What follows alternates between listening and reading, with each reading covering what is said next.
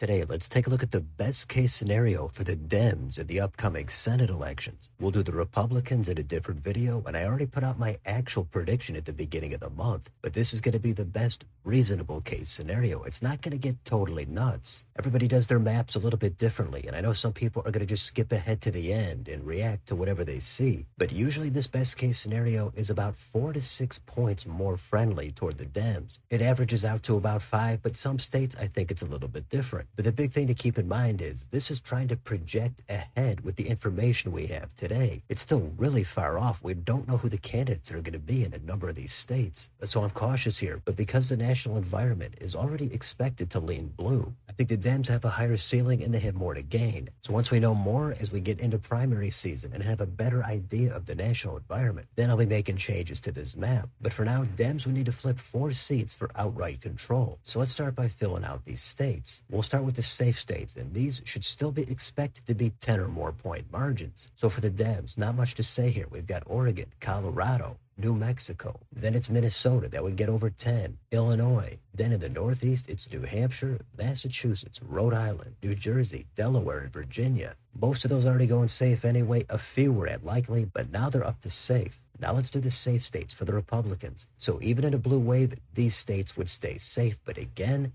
some of this depends on if certain candidates get into the race. Let's start in Idaho. That's one where there's a candidate, Todd Achilles. He could run as an independent if that pans out and it's a head-to-head matchup between him and Jim Risch. Maybe in a blue wave he turns into Dan Osborne and things get more competitive. But for now, it's safe. Next door, we've got Wyoming. Then in South Dakota. Here's another one where we've got a former Democrat running as an independent, Brian Banks. If he gains traction, maybe it gets more competitive. Probably the best bet for a Democrat in this deep red state, but for now, it's got to go safe. Then we're going to hop down to Oklahoma. Then we've got Arkansas, Louisiana. Now that they've shifted to partisan primaries, Bill Cassidy has competition. But whoever makes it through is going to be heavily favored, and this is going to stay safe. Then we've got Kentucky. Again, a crowded field here for the Dems, but I don't think it matters. This Mitch McConnell seat is very likely to be held by a Republican. Then let's keep going south. Tennessee, Mississippi. This is the Cindy Hyde Smith seat. Now, she won a special election that was competitive in 2018. Then in 2020, her regular win, that was just about a 10-point margin. So this could get under 10, but for right now, I'm going to keep it at safe. Couple more states here. We've got Alabama and then West Virginia. Again, could something crazy happen eventually? Yeah, I guess, but for now, they're all dark red. Next, let's go down to the semi-competitive states, the likely margins of between 5 and 10 points. We'll start here with the Dems. First, it's Michigan. It's an open seat. It's a crowded field here for the Dems. I guess Haley Stevens is a little bit more favored here. In the general election, she's probably facing Mike Rogers. In a blue wave environment, this is going to get over 5 points. It's not going to hit 10, but it's going to be likely. Then let's go to the northeast corner, Maine. This is the seat held by Susan Collins. Whether it's Graham Plantner or Janet Mills as the Democratic nominee, this seat is going to flip. Dems are going to pick it up in this scenario rather comfortably. Now let's go further south. We've got North Carolina. This one is just over the line into likely territory, about 5, maybe 6 points. The likely matchup here is Roy Cooper against Michael Whatley.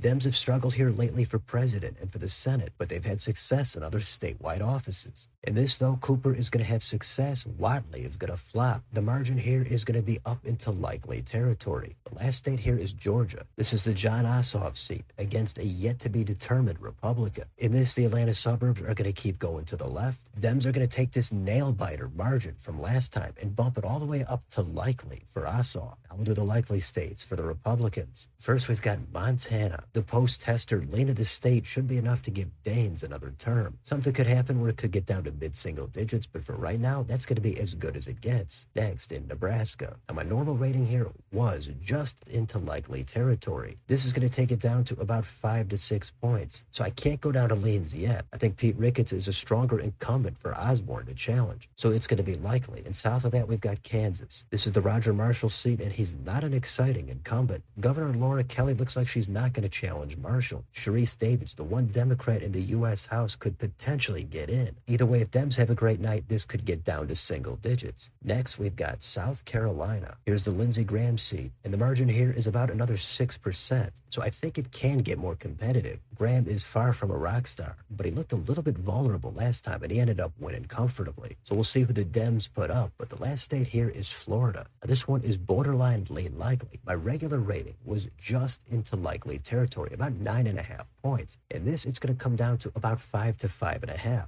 So there's room here for the Dems to make it competitive. But for right now, they just don't really have a bench. Republicans have Ashley Moody. I think she's a reasonable candidate. The state has gotten way redder. Even in 2018, Rick Scott knocked off incumbent Bill Nelson. So 8 years later, it seems like this should be easily won by the Republicans. Now, let's go down to the more competitive states. Lean are under 5%. Tilt are 1% or less. I've got 4 states left. First is Alaska. Now, this is the Dan Sullivan seat, and there's some question marks for the Dems. Is it going to be Mary Peltola? Is it going to be somebody else? And they run a strong campaign, and Sullivan runs a weak one. I don't think it's impossible Dems could flip this seat. In this environment, I'm going to cut them a lot of slack. It's going to get competitive. It's not going to be enough to flip right now. It certainly comes into the conversation, but it's going to be a lean for the Republicans. The next state is Texas. Here we've got so many question marks on both sides of the aisle. The dream scenario here probably for the Dems is James Talarico against Ken Paxton. So in that scenario, I think the rating here would get down to about 2%. Now that's going to assume a lot of Hispanic support goes hard back to the left like we saw in New Jersey and Virginia. So Dems would get close in this scenario, but I still think it would be too much. I can never say it's impossible it would flip, but this one is going to go lean R. 2 states left. It's Iowa and Ohio. Now both of these are highly debatable. Iowa is an open seat. It looks like it's going to be Ashley Hinson for the GOP. Dems have a primary, but Josh Turek could be the front runner. In the Ohio special, it's the appointed incumbent John Husted for the Republicans. Sherrod Brown, who just lost in 24 to a seemingly weaker candidate, is going to be running against Husted. So in a big blue wave, if Dems won both of these states, would I be stunned? Not exactly, but it would be a little bit surprising. At least that's how I see it right now. Maybe in 7 or 8 months, it looks like Dems could absolutely flip both of these seats. For right now, I think they would get extremely close. But I think Republicans could easily lose 5 to 8 points in these states, and they would still hold them. So I'm open to changing things in the future, but in this best case scenario, they're both going to stay at tilt Republican. So that's the final map. We've got 51 seats for the Republicans, 49 for the Dems. Dems would easily flip Maine and North Carolina. They would get extremely close in Iowa and Ohio. Then I think there'd be an outside shot at Alaska or Texas. But we're just too far off. There's too many questions about the candidates and what's going to happen. That's why I put out this video every couple of months to see if anything changes. As I said here at the beginning, Dems have a higher ceiling. In this blue wave, they're capable of winning at least one more seat. And I'll do the Republicans in a future video. Then that scenario is going to be less likely than this one because the expected national environment is already likely to favor the party out of power, the Dems. So I know whatever I put up, some people are always going to disagree or even freak out in the comments. But that's fine. That's what happens. For now,